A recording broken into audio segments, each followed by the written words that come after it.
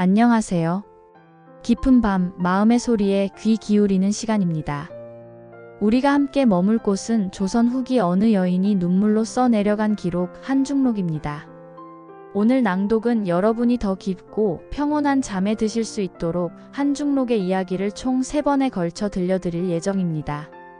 화려한 궁궐 담장 너머 세자빈이라는 이름 뒤에 숨겨진 해경궁 홍씨의 고단한 숨결을 느껴보려 합니다. 인생의 가장 뜨거웠던 비극조차 담담히 적어내려간 그녀의 문장이 오늘 당신의 지친 밤을 포근히 덮어주는 위로가 되길 바랍니다. 이제 모든 조명을 끄고 가장 편안한 자세로 눈을 감으세요. 시공간을 넘어 들려오는 그녀의 이야기를 시작합니다. 어느덧 밤이 깊었습니다. 세상의 모든 소란함이 잦아든 이 시간, 우리는 시간을 거슬러 조선의 어느 화창한 봄날로 여행을 떠나보려 합니다. 이곳은 풍산 홍씨 가문이 어느 고즈넉한 마당입니다. 꽃잎이 흩날리는 그곳에서 한 아이의 이야기가 시작됩니다. 나는 을묘년 6월의 어느 화창한 날 서울 반송방의 외가에서 태어났습니다. 어머니는 나를 낳기 전 아주 신비로운 꿈을 꾸셨다고 합니다. 꿈속에서 검은 구름이 방 안으로 몰려들더니 그 구름 사이로 황금색 서광이 비치며 커다란 용 한 마리가 구슬을 물고 방으로 들어왔다고 하더군요. 집안 어른들은 이 아이가 분명 비범한 운명을 타고났을 것이라며 크게 기뻐하셨습니다. 아버님께서는 나를 무척이나 아껴주셨습니다. 어린 시절의 기억을 더듬어 보면 아버님의 따뜻한 손길과 글 읽는 소리가 집안 가득 울려 퍼지던 평화로운 풍경이 떠오릅니다. 비록 가문은 명망 있었으나 살림은 넉넉하지 못했습니다. 하지만 우리 가족은 서로를 아끼는 마음으로 그 부족함을 채우곤 했지요. 나는 그저 이름 모를 들꽃처럼 아버님의 사랑 안에서 무탈하게 자라나던 평범한 소녀였습니다. 내가 9살이 되던 해였습니다. 나라에서 세자빈을 뽑는다는 소식이 들려왔습니다. 사실 우리 집안은 너무나 소박했기에 감히 그 높은 자리를 꿈도 꾸지 않았습니다. 그저 관례에 따라 명단에 이름만 올렸을 뿐이었지요. 그런데 참으로 묘한 일이었습니다. 첫 번째 간택날, 나는 어머니가 정성껏 지어주신 소박한 옷을 입고 대궐로 향했습니다. 처음 본 궁궐은 너무나 크고 위엄이 넘쳐서 어린 내 눈에는 하늘 위에 떠 있는 신비로운 성처럼 보였습니다. 수많은 소녀들 사이에서 나는 그저 빨리 집에 돌아가 부모님과 따뜻한 저녁을 먹고 싶다는 생각뿐이었습니다. 하지만 운명의 수레바퀴는 이미 구르기 시작했습니다. 영조 임금님께서는 나를 보시더니 환하게 웃으시며 말씀하셨습니다. 참으로 총명하고 맑은 아이구나. 그 한마디가 내 앞날을 완전히 바꾸어 놓을 줄은 그때는 꿈에도 몰랐습니다. 간택이 거듭될수록 나의 입궐은 기정사실이 되어갔습니다.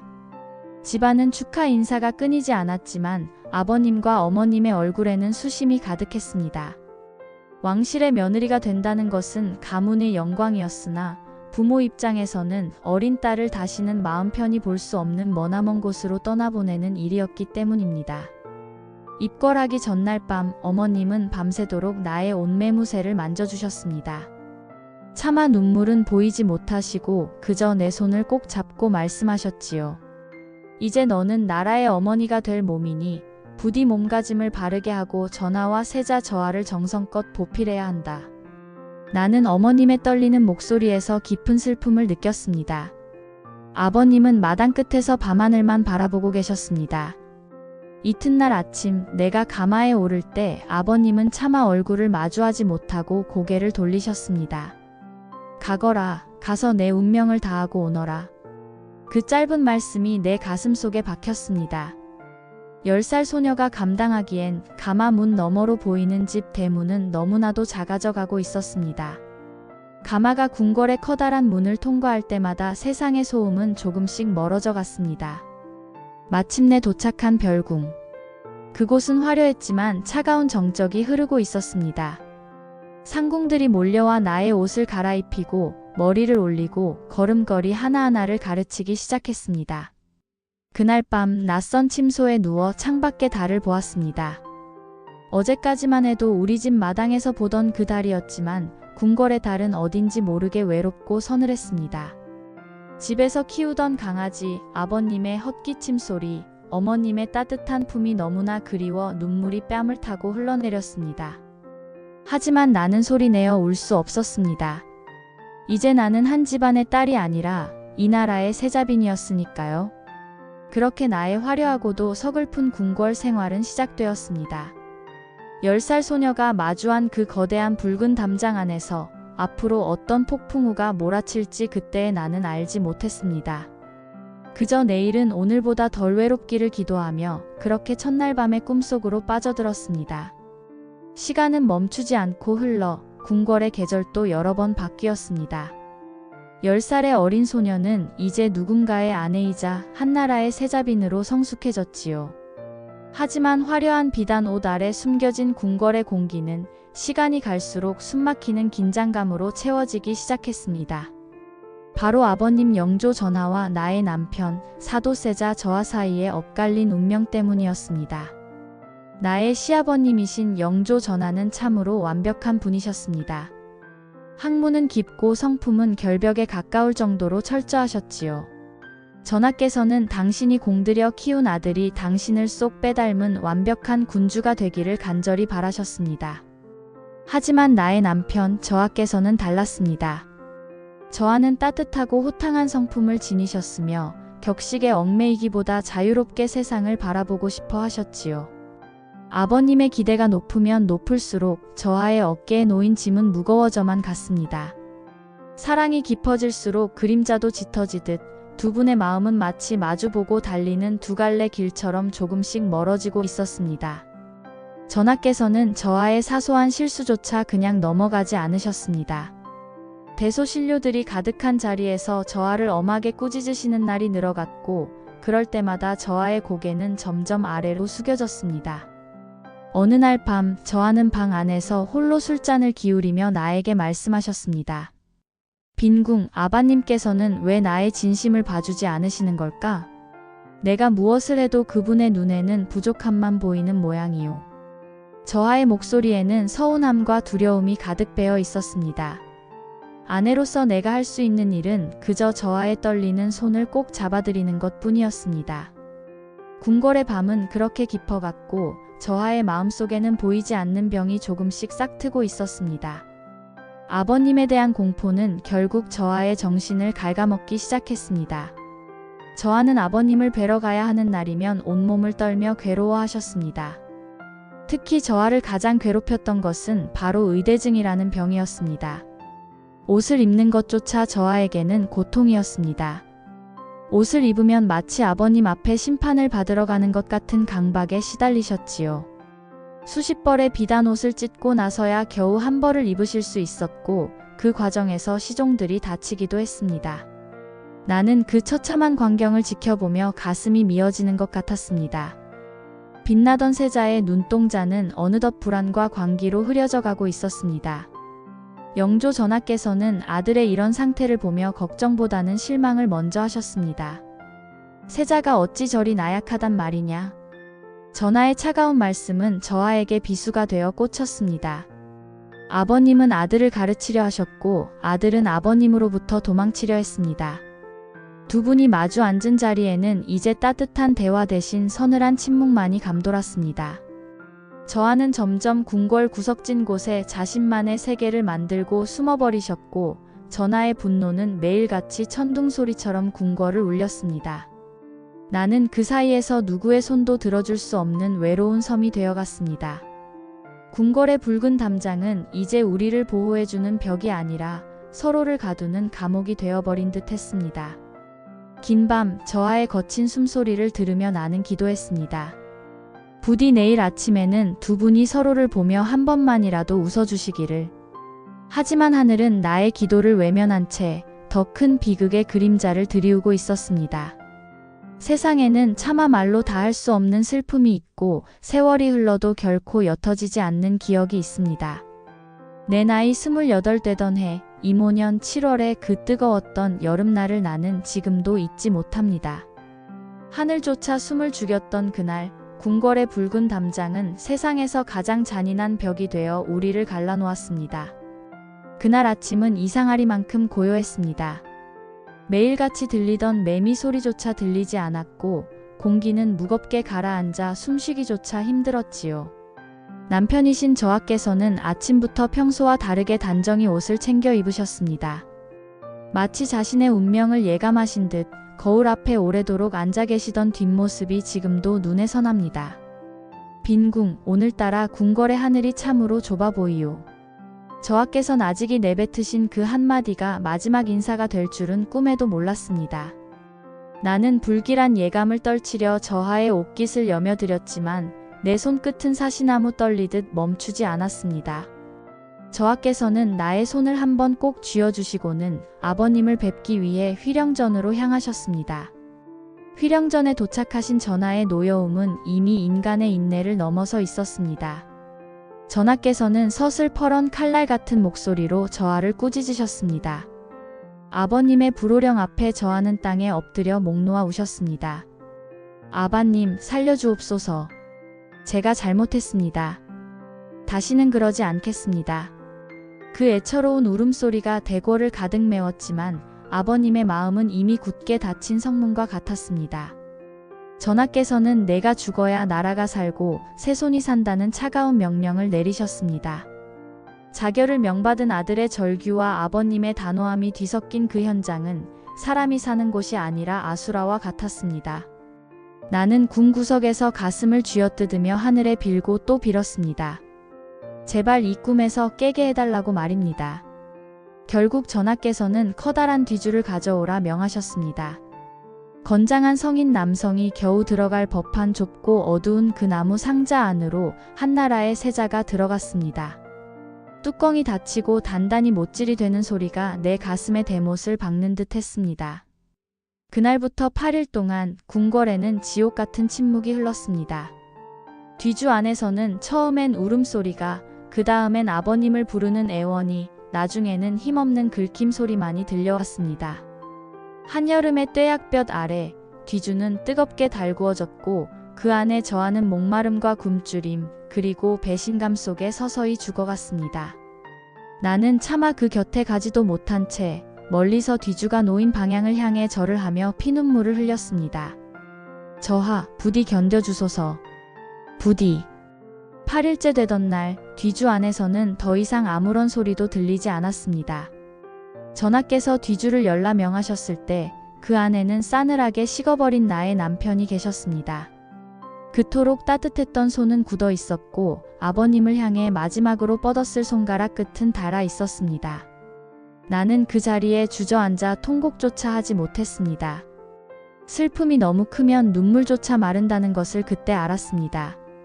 아버님인 영조 전하께서는 아들의 죽음을 확인하신 후 비로소 사도라는 시호를 내리셨습니다. 죽이고 나서야 비로소 그리워한다는 뜻의 그 이름이 참으로 허망하고 시렸습니다. 세자빈이라는 나의 자리는 이제 미망인이라는 무거운 이름으로 바뀌었고 우리 가족의 찬란했던 꿈은 그렇게 뒤주 속에 갇혀 영원히 잠들고 말았습니다. 지금도 비가 오는 여름밤이면 어디선가 뒤주를 두드리는 소리가 들리는 듯합니다. 그것은 저하의 원망일까요? 아니면 우리를 용서한다는 속삭임일까요? 나는 오늘도 잠 못 드는 밤, 그 뜨겁고 시렸던 이모년의 여름을 가슴에 묻으며 기도를 올립니다. 이제는 부디 그 어둡고 좁은 곳에서 벗어나 끝도 없이 넓은 하늘을 마음껏 거닐고 계시기를. 남편을 잃은 슬픔이 채 가시기도 전에 나의 눈앞에는 지켜야 할 어린 생명이 있었습니다. 뒤주 앞에서 아버지를 살려달라며 통곡하던 어린 새손 나의 아들 정조였습니다. 남편을 떠나보낸 그 지옥 같은 궁궐에서 내가 버틸 수 있었던 유일한 이유는 오직 하나, 이 아이를 지켜내야 한다는 어미의 마음뿐이었습니다. 저하가 떠나신 후 궁궐은 여전히 서늘한 칼날 같았습니다. 누군가는 아들을 해하려 했고 누군가는 우리 가문을 끊임없이 의심했지요. 나는 밤마다 잠든 아들의 얼굴을 보며 다짐했습니다.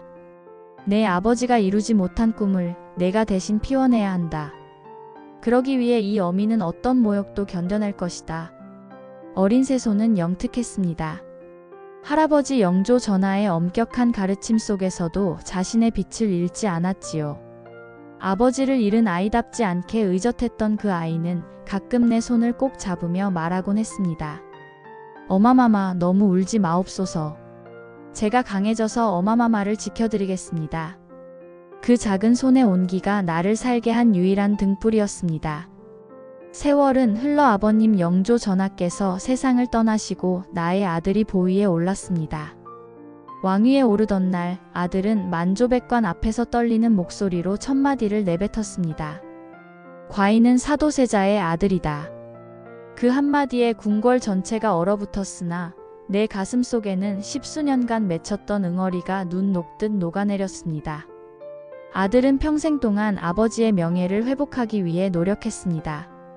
수원을 찾아가 아버지의 묘를 정성껏 돌보고 어머니인 나를 위해 화성행차를 준비하던 아들의 지극한 효심은 지난날 내가 흘렸던 피눈물을 향기로운 꽃물로 바꾸어 놓았습니다. 내 나이 60이 넘어서야 나는 비로소 붓을 들었습니다. 누군가는 우리 가문을 욕하고 누군가는 그날의 진실을 왜곡했지만 나는 후손들에게 말해주고 싶었습니다. 그저 미쳐서 죽은 세자가 아니라 너무나 여리고 따뜻해서 부서져 버렸던 나의 남편에 대해, 그리고 그 모진 세월을 견뎌낸 한 여인의 진심에 대해서 말입니다.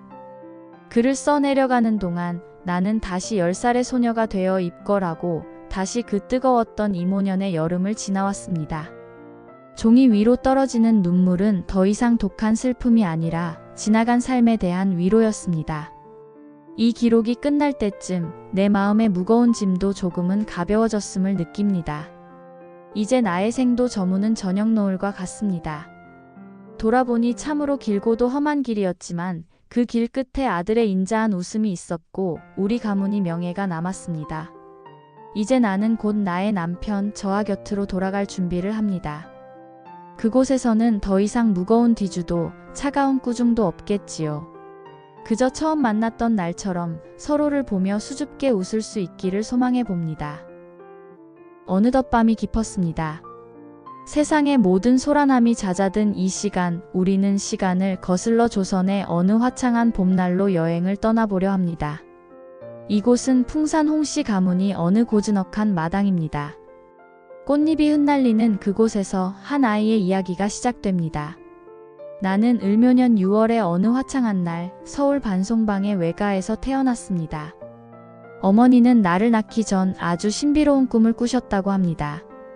꿈속에서 검은 구름이 방 안으로 몰려들더니 그 구름 사이로 황금색 서광이 비치며 커다란 용 한 마리가 구슬을 물고 방으로 들어왔다고 하더군요. 집안 어른들은 이 아이가 분명 비범한 운명을 타고났을 것이라며 크게 기뻐하셨습니다. 아버님께서는 나를 무척이나 아껴주셨습니다. 어린 시절의 기억을 더듬어 보면 아버님의 따뜻한 손길과 글 읽는 소리가 집안 가득 울려 퍼지던 평화로운 풍경이 떠오릅니다. 비록 가문은 명망 있었으나 살림은 넉넉하지 못했습니다. 하지만 우리 가족은 서로를 아끼는 마음으로 그 부족함을 채우곤 했지요. 나는 그저 이름 모를 들꽃처럼 아버님의 사랑 안에서 무탈하게 자라나던 평범한 소녀였습니다. 내가 9살이 되던 해였습니다. 나라에서 세자빈을 뽑는다는 소식이 들려왔습니다. 사실 우리 집안은 너무나 소박했기에 감히 그 높은 자리를 꿈도 꾸지 않았습니다. 그저 관례에 따라 명단에 이름만 올렸을 뿐이었지요. 그런데 참으로 묘한 일이었습니다. 첫 번째 간택날, 나는 어머니가 정성껏 지어주신 소박한 옷을 입고 대궐로 향했습니다. 처음 본 궁궐은 너무나 크고 위엄이 넘쳐서 어린 내 눈에는 하늘 위에 떠 있는 신비로운 성처럼 보였습니다. 수많은 소녀들 사이에서 나는 그저 빨리 집에 돌아가 부모님과 따뜻한 저녁을 먹고 싶다는 생각뿐이었습니다. 하지만 운명의 수레바퀴는 이미 구르기 시작했습니다. 영조 임금님께서는 나를 보시더니 환하게 웃으시며 말씀하셨습니다. 참으로 총명하고 맑은 아이구나. 그 한마디가 내 앞날을 완전히 바꾸어 놓을 줄은 그때는 꿈에도 몰랐습니다. 간택이 거듭될수록 나의 입걸은 기정사실이 되어갔습니다. 집안은 축하 인사가 끊이지 않았지만 아버님과 어머님의 얼굴에는 수심이 가득했습니다. 왕실의 며느리가 된다는 것은 가문의 영광이었으나 부모 입장에서는 어린 딸을 다시는 마음 편히 볼 수 없는 머나먼 곳으로 떠나보내는 일이었기 때문입니다. 입궐하기 전날 밤 어머님은 밤새도록 나의 옷매무새를 만져주셨습니다. 차마 눈물은 보이지 못하시고 그저 내 손을 꼭 잡고 말씀하셨지요. 이제 너는 나라의 어머니가 될 몸이니 부디 몸가짐을 바르게 하고 전하와 세자 저하를 정성껏 보필해야 한다. 나는 어머님의 떨리는 목소리에서 깊은 슬픔을 느꼈습니다. 아버님은 마당 끝에서 밤하늘만 바라보고 계셨습니다. 이튿날 아침 내가 가마에 오를 때 아버님은 차마 얼굴을 마주하지 못하고 고개를 돌리셨습니다. 가거라, 가서 내 운명을 다하고 오너라. 그 짧은 말씀이 내 가슴 속에 박혔습니다. 10살 소녀가 감당하기엔 가마 문 너머로 보이는 집 대문은 너무나도 작아져 가고 있었습니다. 가마가 궁궐의 커다란 문을 통과할 때마다 세상의 소음은 조금씩 멀어져 갔습니다. 마침내 도착한 별궁. 그곳은 화려했지만 차가운 정적이 흐르고 있었습니다. 상궁들이 몰려와 나의 옷을 갈아입히고 머리를 올리고 걸음걸이 하나하나를 가르치기 시작했습니다. 그날 밤 낯선 침소에 누워 창밖의 달을 보았습니다. 어제까지만 해도 우리 집 마당에서 보던 그 달이었지만 궁궐의 달은 어딘지 모르게 외롭고 서늘했습니다. 집에서 키우던 강아지, 아버님의 헛기침 소리, 어머님의 따뜻한 품이 너무나 그리워 눈물이 뺨을 타고 흘러내렸습니다. 하지만 나는 소리내어 울 수 없었습니다. 이제 나는 한 집안의 딸이 아니라 이 나라의 세자빈이었으니까요. 그렇게 나의 화려하고도 서글픈 궁궐 생활은 시작되었습니다. 10살 소녀가 마주한 그 거대한 붉은 담장 안에서 앞으로 어떤 폭풍우가 몰아칠지 그때의 나는 알지 못했습니다. 그저 내일은 오늘보다 덜 외롭기를 기도하며 그렇게 첫날 밤의 꿈속으로 빠져들었습니다. 시간은 멈추지 않고 흘러 궁궐의 계절도 여러 번 바뀌었습니다. 10살의 어린 소녀는 이제 누군가의 아내이자 한나라의 세자빈으로 성숙해졌지요. 하지만 화려한 비단 옷 아래 숨겨진 궁궐의 공기는 시간이 갈수록 숨막히는 긴장감으로 채워지기 시작했습니다. 바로 아버님 영조 전하와 나의 남편 사도세자 저하 사이에 엇갈린 운명 때문이었습니다. 나의 시아버님이신 영조 전하는 참으로 완벽한 분이셨습니다. 학문은 깊고 성품은 결벽에 가까울 정도로 철저하셨지요. 전하께서는 당신이 공들여 키운 아들이 당신을 쏙 빼닮은 완벽한 군주가 되기를 간절히 바라셨습니다. 하지만 나의 남편 저하께서는 달랐습니다. 저하는 따뜻하고 호탕한 성품을 지니셨으며 격식에 얽매이기보다 자유롭게 세상을 바라보고 싶어 하셨지요. 아버님의 기대가 높으면 높을수록 저하의 어깨에 놓인 짐은 무거워져만 갔습니다. 사랑이 깊어질수록 그림자도 짙어지듯 두 분의 마음은 마치 마주보고 달리는 두 갈래 길처럼 조금씩 멀어지고 있었습니다. 전하께서는 저하의 사소한 실수조차 그냥 넘어가지 않으셨습니다.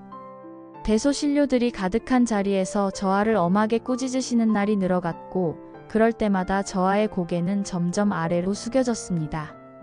어느 날 밤 저하는 방 안에서 홀로 술잔을 기울이며 나에게 말씀하셨습니다. 빈궁, 아바님께서는 왜 나의 진심을 봐주지 않으시는 걸까? 내가 무엇을 해도 그분의 눈에는 부족함만 보이는 모양이요. 저하의 목소리에는 서운함과 두려움이 가득 배어 있었습니다. 아내로서 내가 할 수 있는 일은 그저 저하의 떨리는 손을 꼭 잡아드리는 것 뿐이었습니다. 궁궐의 밤은 그렇게 깊어갔고 저하의 마음속에는 보이지 않는 병이 조금씩 싹트고 있었습니다. 아버님에 대한 공포는 결국 저하의 정신을 갉아먹기 시작했습니다. 저하는 아버님을 뵈러 가야 하는 날이면 온몸을 떨며 괴로워하셨습니다. 특히 저하를 가장 괴롭혔던 것은 바로 의대증이라는 병이었습니다. 옷을 입는 것조차 저하에게는 고통이었습니다. 옷을 입으면 마치 아버님 앞에 심판을 받으러 가는 것 같은 강박에 시달리셨지요. 수십 벌의 비단 옷을 찢고 나서야 겨우 한 벌을 입으실 수 있었고 그 과정에서 시종들이 다치기도 했습니다. 나는 그 처참한 광경을 지켜보며 가슴이 미어지는 것 같았습니다. 빛나던 세자의 눈동자는 어느덧 불안과 광기로 흐려져 가고 있었습니다. 영조 전하께서는 아들의 이런 상태를 보며 걱정보다는 실망을 먼저 하셨습니다. 세자가 어찌 저리 나약하단 말이냐. 전하의 차가운 말씀은 저하에게 비수가 되어 꽂혔습니다. 아버님은 아들을 가르치려 하셨고 아들은 아버님으로부터 도망치려 했습니다. 두 분이 마주 앉은 자리에는 이제 따뜻한 대화 대신 서늘한 침묵만이 감돌았습니다. 저하는 점점 궁궐 구석진 곳에 자신만의 세계를 만들고 숨어버리셨고 전하의 분노는 매일같이 천둥소리처럼 궁궐을 울렸습니다. 나는 그 사이에서 누구의 손도 들어줄 수 없는 외로운 섬이 되어갔습니다. 궁궐의 붉은 담장은 이제 우리를 보호해주는 벽이 아니라 서로를 가두는 감옥이 되어버린 듯 했습니다. 긴 밤 저하의 거친 숨소리를 들으며 나는 기도했습니다. 부디 내일 아침에는 두 분이 서로를 보며 한 번만이라도 웃어주시기를. 하지만 하늘은 나의 기도를 외면한 채 더 큰 비극의 그림자를 드리우고 있었습니다. 세상에는 차마 말로 다 할 수 없는 슬픔이 있고 세월이 흘러도 결코 옅어지지 않는 기억이 있습니다. 내 나이 28 되던 해 이모년 7월의 그 뜨거웠던 여름날을 나는 지금도 잊지 못합니다. 하늘조차 숨을 죽였던 그날 궁궐의 붉은 담장은 세상에서 가장 잔인한 벽이 되어 우리를 갈라놓았습니다. 그날 아침은 이상하리만큼 고요했습니다. 매일같이 들리던 매미 소리조차 들리지 않았고 공기는 무겁게 가라앉아 숨쉬기조차 힘들었지요. 남편이신 저하께서는 아침부터 평소와 다르게 단정히 옷을 챙겨 입으셨습니다. 마치 자신의 운명을 예감하신 듯 거울 앞에 오래도록 앉아 계시던 뒷모습이 지금도 눈에 선합니다. 빈궁, 오늘따라 궁궐의 하늘이 참으로 좁아 보이요. 저하께선 아직이 내뱉으신 그 한마디가 마지막 인사가 될 줄은 꿈에도 몰랐습니다. 나는 불길한 예감을 떨치려 저하의 옷깃을 여며드렸지만 내 손끝은 사시나무 떨리듯 멈추지 않았습니다. 저하께서는 나의 손을 한번 꼭 쥐어주시고는 아버님을 뵙기 위해 휘령전으로 향하셨습니다. 휘령전에 도착하신 전하의 노여움은 이미 인간의 인내를 넘어서 있었습니다. 전하께서는 서슬퍼런 칼날 같은 목소리로 저하를 꾸짖으셨습니다. 아버님의 불호령 앞에 저하는 땅에 엎드려 목 놓아 우셨습니다. 아바님, 살려주옵소서. 제가 잘못했습니다. 다시는 그러지 않겠습니다. 그 애처로운 울음소리가 대궐을 가득 메웠지만 아버님의 마음은 이미 굳게 닫힌 성문과 같았습니다. 전하께서는 내가 죽어야 나라가 살고 새손이 산다는 차가운 명령을 내리셨습니다. 자결을 명받은 아들의 절규와 아버님의 단호함이 뒤섞인 그 현장은 사람이 사는 곳이 아니라 아수라와 같았습니다. 나는 궁 구석에서 가슴을 쥐어뜯으며 하늘에 빌고 또 빌었습니다. 제발 이 꿈에서 깨게 해달라고 말입니다. 결국 전하께서는 커다란 뒤주를 가져오라 명하셨습니다. 건장한 성인 남성이 겨우 들어갈 법한 좁고 어두운 그 나무 상자 안으로 한나라의 세자가 들어갔습니다. 뚜껑이 닫히고 단단히 못질이 되는 소리가 내 가슴에 대못을 박는 듯 했습니다. 그날부터 8일 동안 궁궐에는 지옥 같은 침묵이 흘렀습니다. 뒤주 안에서는 처음엔 울음소리가, 그 다음엔 아버님을 부르는 애원이, 나중에는 힘없는 긁힘 소리만이 들려왔습니다. 한여름의 뙤약볕 아래 뒤주는 뜨겁게 달구어졌고 그 안에 저하는 목마름과 굶주림 그리고 배신감 속에 서서히 죽어갔습니다.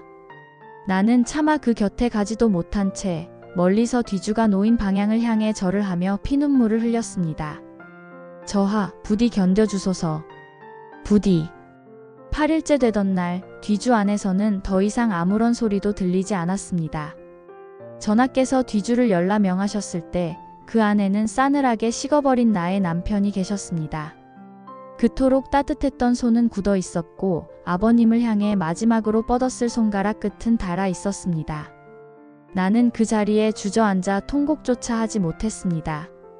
슬픔이 너무 크면 눈물조차 마른다는 것을 그때 알았습니다. 아버님인 영조 전하께서는 아들의 죽음을 확인하신 후 비로소 사도라는 시호를 내리셨습니다. 죽이고 나서야 비로소 그리워한다는 뜻의 그 이름이 참으로 허망하고 시렸습니다.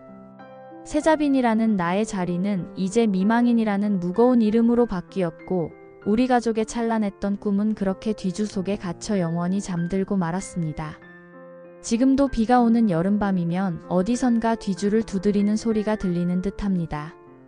그것은 저와의 원망일까요? 아니면 우리를 용서한다는 속삭임일까요? 나는 오늘도 잠 못 드는 밤, 그 뜨겁고 시렸던 이모년의 여름을 가슴에 묻으며 기도를 올립니다. 이제는 부디 그 어둡고 좁은 곳에서 벗어나 끝도 없이 넓은 하늘을 마음껏 거닐고 계시기를. 남편을 잃은 슬픔이 채 가시기도 전에 나의 눈앞에는 지켜야 할 어린 생명이 있었습니다. 뒤주 앞에서 아버지를 살려달라며 통곡하던 어린 새손 나의 아들 정조였습니다. 남편을 떠나보낸 그 지옥 같은 궁궐에서 내가 버틸 수 있었던 유일한 이유는 오직 하나, 이 아이를 지켜내야 한다는 어미의 마음뿐이었습니다. 저아가 떠나신 후 궁궐은 여전히 서늘한 칼날 같았습니다. 누군가는 아들을 해하려 했고 누군가는 우리 가문을 끊임없이 의심했지요. 나는 밤마다 잠든 아들의 얼굴을 보며 다짐했습니다. 내 아버지가 이루지 못한 꿈을 내가 대신 피워내야 한다. 그러기 위해 이 어미는 어떤 모욕도 견뎌낼 것이다. 어린 새손은 영특했습니다. 할아버지 영조 전하의 엄격한 가르침 속에서도 자신의 빛을 잃지 않았지요. 아버지를 잃은 아이답지 않게 의젓했던 그 아이는 가끔 내 손을 꼭 잡으며 말하곤 했습니다. 어마마마, 너무 울지 마옵소서. 제가 강해져서 어마마마를 지켜드리겠습니다. 그 작은 손의 온기가 나를 살게 한 유일한 등불이었습니다.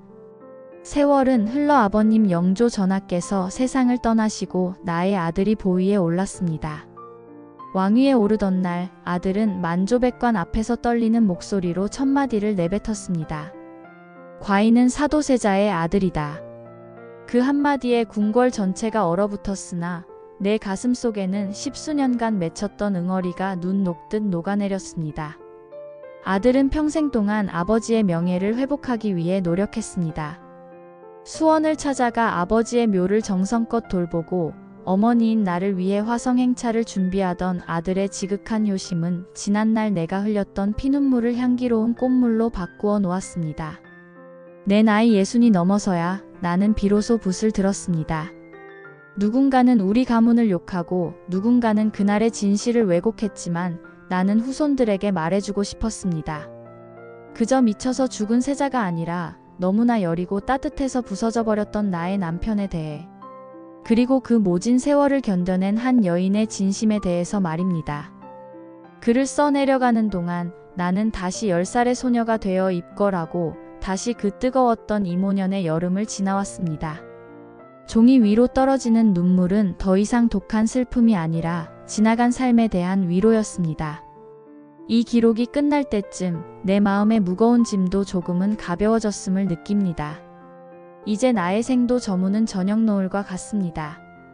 돌아보니 참으로 길고도 험한 길이었지만 그 길 끝에 아들의 인자한 웃음이 있었고 우리 가문이 명예가 남았습니다.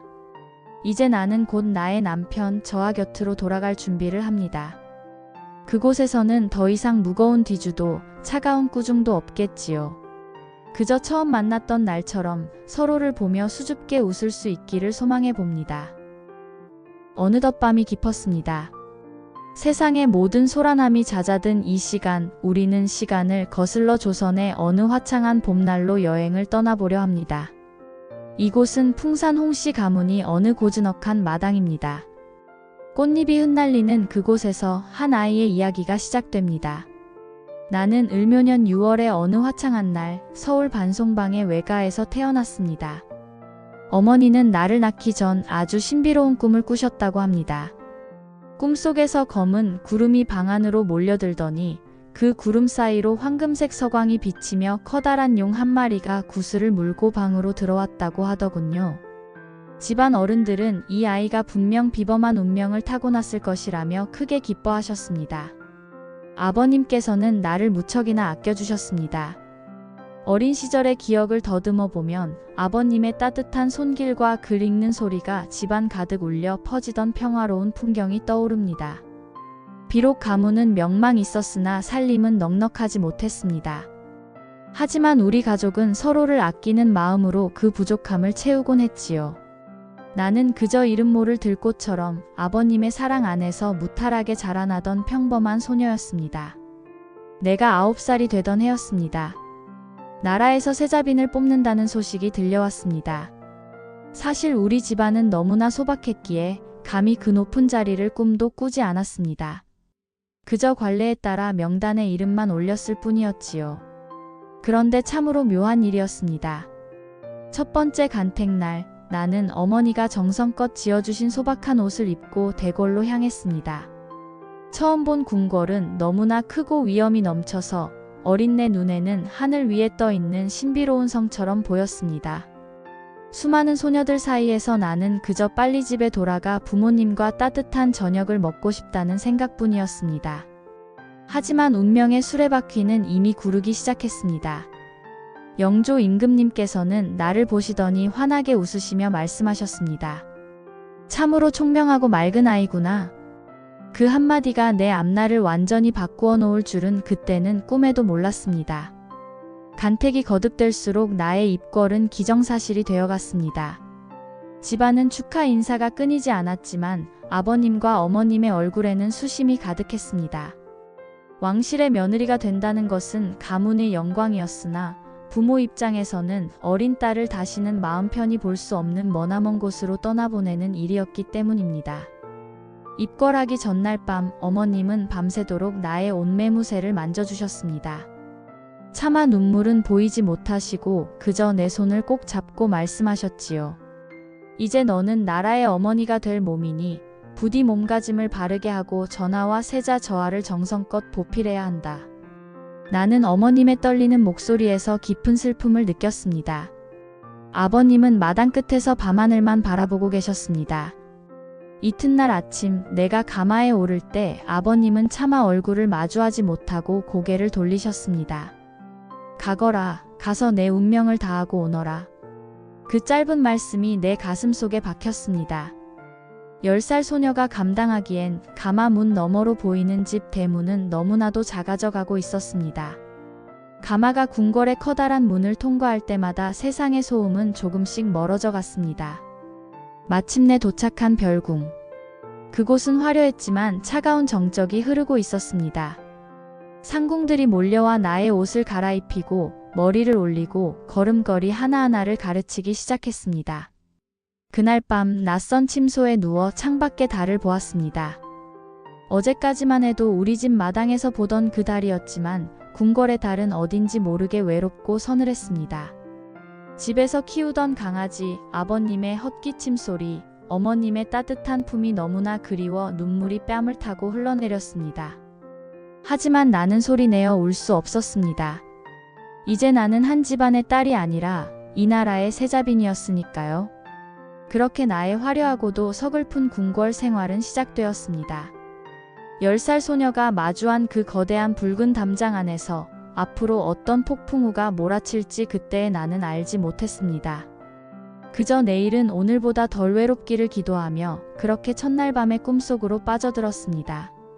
시간은 멈추지 않고 흘러 궁궐의 계절도 여러 번 바뀌었습니다. 10살의 어린 소녀는 이제 누군가의 아내이자 한나라의 세자빈으로 성숙해졌지요. 하지만 화려한 비단 옷 아래 숨겨진 궁궐의 공기는 시간이 갈수록 숨막히는 긴장감으로 채워지기 시작했습니다. 바로 아버님 영조 전하와 나의 남편 사도세자 저하 사이에 엇갈린 운명 때문이었습니다. 나의 시아버님이신 영조 전하는 참으로 완벽한 분이셨습니다. 학문은 깊고 성품은 결벽에 가까울 정도로 철저하셨지요. 전하께서는 당신이 공들여 키운 아들이 당신을 쏙 빼닮은 완벽한 군주가 되기를 간절히 바라셨습니다. 하지만 나의 남편 저하께서는 달랐습니다. 저하는 따뜻하고 호탕한 성품을 지니셨으며 격식에 얽매이기보다 자유롭게 세상을 바라보고 싶어 하셨지요. 아버님의 기대가 높으면 높을수록 저하의 어깨에 놓인 짐은 무거워져만 갔습니다. 사랑이 깊어질수록 그림자도 짙어지듯 두 분의 마음은 마치 마주보고 달리는 두 갈래 길처럼 조금씩 멀어지고 있었습니다. 전하께서는 저하의 사소한 실수조차 그냥 넘어가지 않으셨습니다. 대소신료들이 가득한 자리에서 저하를 엄하게 꾸짖으시는 날이 늘어갔고 그럴 때마다 저하의 고개는 점점 아래로 숙여졌습니다. 어느 날 밤 저하는 방 안에서 홀로 술잔을 기울이며 나에게 말씀하셨습니다.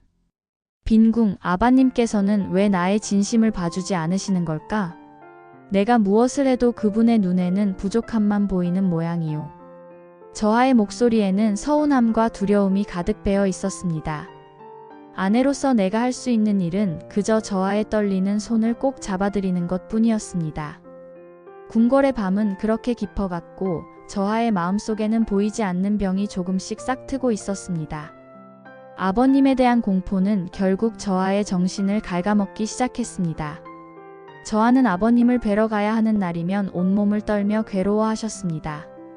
특히 저하를 가장 괴롭혔던 것은 바로 의대증이라는 병이었습니다.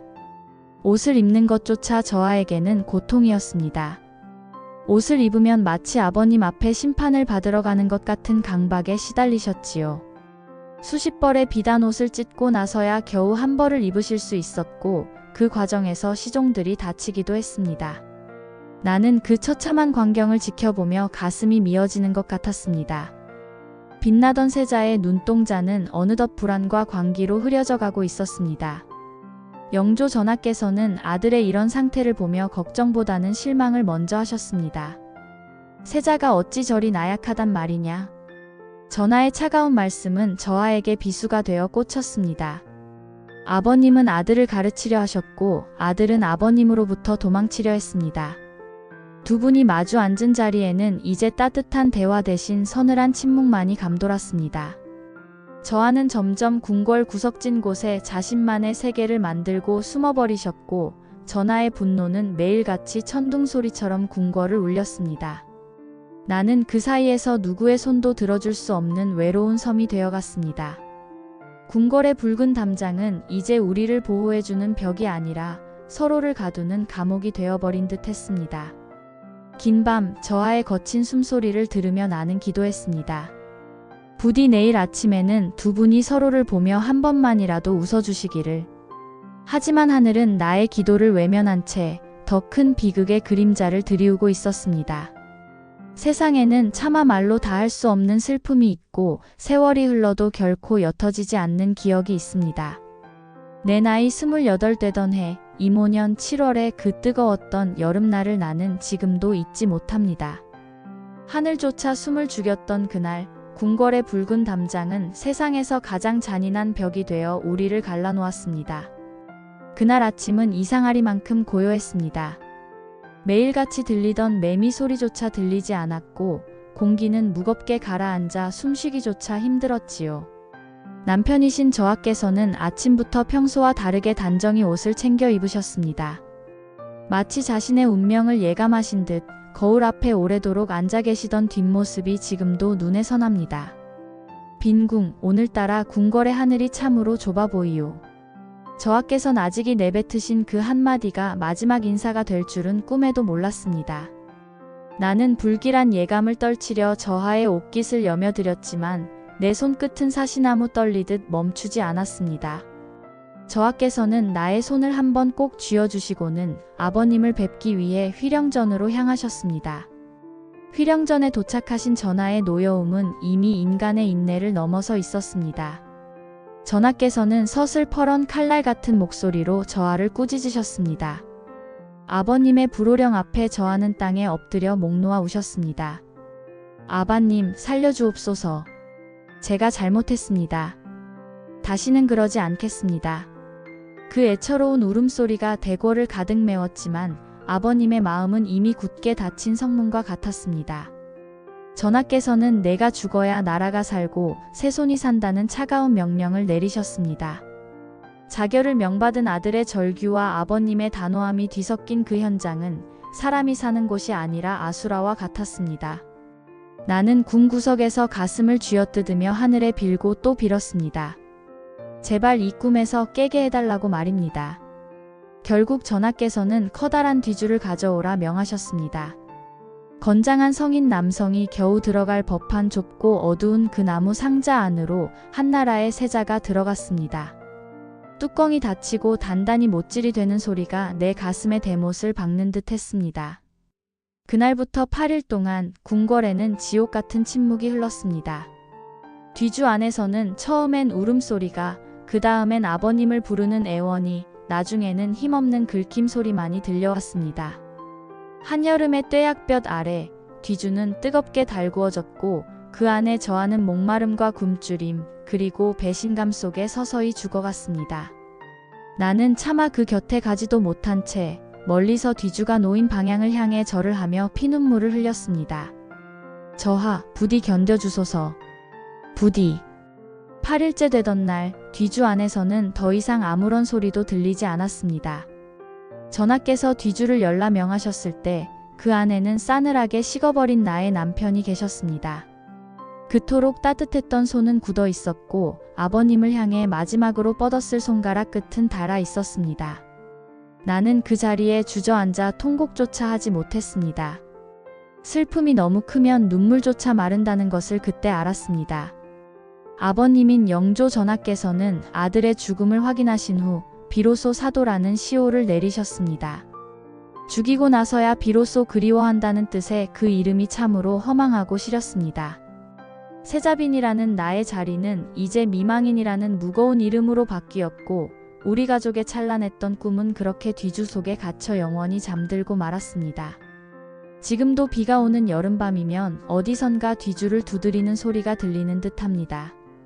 그것은 저하의 원망일까요? 아니면 우리를 용서한다는 속삭임일까요? 나는 오늘도 잠 못 드는 밤, 그 뜨겁고 시렸던 이모년의 여름을 가슴에 묻으며 기도를 올립니다. 이제는 부디 그 어둡고 좁은 곳에서 벗어나 끝도 없이 넓은 하늘을 마음껏 거닐고 계시기를. 남편을 잃은 슬픔이 채 가시기도 전에 나의 눈앞에는 지켜야 할 어린 생명이 있었습니다. 뒤주 앞에서 아버지를 살려달라며 통곡하던 어린 새손 나의 아들 정조였습니다. 남편을 떠나보낸 그 지옥 같은 궁궐에서 내가 버틸 수 있었던 유일한 이유는 오직 하나, 이 아이를 지켜내야 한다는 어미의 마음뿐이었습니다. 저하가 떠나신 후 궁궐은 여전히 서늘한 칼날 같았습니다. 누군가는 아들을 해하려 했고 누군가는 우리 가문을 끊임없이 의심했지요. 나는 밤마다 잠든 아들의 얼굴을 보며 다짐했습니다. 내 아버지가 이루지 못한 꿈을 내가 대신 피워내야 한다. 그러기 위해 이 어미는 어떤 모욕도 견뎌낼 것이다. 어린 새손은 영특했습니다. 할아버지 영조 전하의 엄격한 가르침 속에서도 자신의 빛을 잃지 않았지요. 아버지를 잃은 아이답지 않게 의젓했던 그 아이는 가끔 내 손을 꼭 잡으며 말하곤 했습니다. 어마마마, 너무 울지 마옵소서. 제가 강해져서 어마마마를 지켜드리겠습니다. 그 작은 손의 온기가 나를 살게 한 유일한 등불이었습니다. 세월은 흘러 아버님 영조 전하께서 세상을 떠나시고 나의 아들이 보위에 올랐습니다. 왕위에 오르던 날 아들은 만조백관 앞에서 떨리는 목소리로 첫마디를 내뱉었습니다. 과인은 사도세자의 아들이다. 그 한마디에 궁궐 전체가 얼어붙었으나 내 가슴 속에는 십수년간 맺혔던 응어리가 눈 녹듯 녹아내렸습니다. 아들은 평생 동안 아버지의 명예를 회복하기 위해 노력했습니다. 수원을 찾아가 아버지의 묘를 정성껏 돌보고 어머니인 나를 위해 화성행차를 준비하던 아들의 지극한 효심은 지난날 내가 흘렸던 피눈물을 향기로운 꽃물로 바꾸어 놓았습니다. 내 나이 60이 넘어서야 나는 비로소 붓을 들었습니다. 누군가는 우리 가문을 욕하고 누군가는 그날의 진실을 왜곡했지만 나는 후손들에게 말해주고 싶었습니다. 그저 미쳐서 죽은 세자가 아니라 너무나 여리고 따뜻해서 부서져 버렸던 나의 남편에 대해, 그리고 그 모진 세월을 견뎌낸 한 여인의 진심에 대해서 말입니다. 글을 써내려가는 동안 나는 다시 10살의 소녀가 되어 입걸하고 다시 그 뜨거웠던 이모년의 여름을 지나왔습니다. 종이 위로 떨어지는 눈물은 더 이상 독한 슬픔이 아니라 지나간 삶에 대한 위로였습니다. 이 기록이 끝날 때쯤 내 마음의 무거운 짐도 조금은 가벼워졌음을 느낍니다. 이제 나의 생도 저무는 저녁 노을과 같습니다. 돌아보니 참으로 길고도 험한 길이었지만 그 길 끝에 아들의 인자한 웃음이 있었고 우리 가문이 명예가 남았습니다. 이제 나는 곧 나의 남편 저하 곁으로 돌아갈 준비를 합니다. 그곳에서는 더 이상 무거운 뒤주도 차가운 꾸중도 없겠지요. 그저 처음 만났던 날처럼 서로를 보며 수줍게 웃을 수 있기를 소망해 봅니다. 해경궁 홍씨의 긴 고백이 오늘 당신의 밤에 잔잔한 물결이 되었기를 바랍니다. 한 시대를 견뎌낸 한 여인의 슬픔과 사랑이 이제는 안온한 위로가 되어 당신을 감싸 안길 원합니다. 이제 무거웠던 마음의 짐은 잠시 내려놓으세요. 당신의 밤은 누구보다 평온하고 당신의 꿈은 봄날의 궁궐 뜨락처럼 따뜻할 것입니다. 오늘 하루도 정말 고생 많으셨습니다. 이제 그녀의 이야기가 끝난 빈자리를 깊은 잠으로 채우시길 바랍니다. 저는 다음 밤에도 당신 곁에서 조용히 기다릴게요. 편안히 주무세요. 안녕히.